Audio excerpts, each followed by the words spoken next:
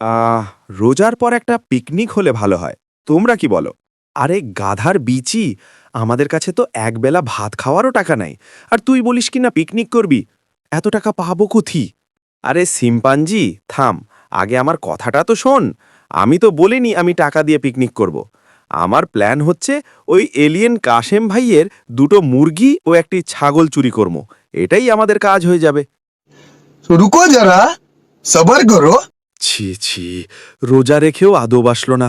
রমজান মাসে তো একদম মৌলবি ছিলি, তো হঠাৎ করে চোরের বুদ্ধি মাথায় আসে কেমনে?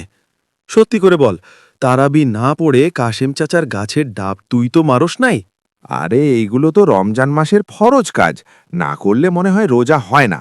তাই এইসব ছাড়, কে কে আমার সাথে আছিস? তাই তুই রোজা রেখেও এত মোটা তাজা আছোস? আমার তো হাড্ডি সহ বার হয়েছে। যদি কোনো সমস্যা না থাকে তবে আমি রাজি। তো আজই আমি কাশেম চাচার বাড়িতে গোয়েন্দাগিরি করে দেখব তার খামার কোথায়, এবং তারপর হবে আমাদের মিশন শুরু। চলো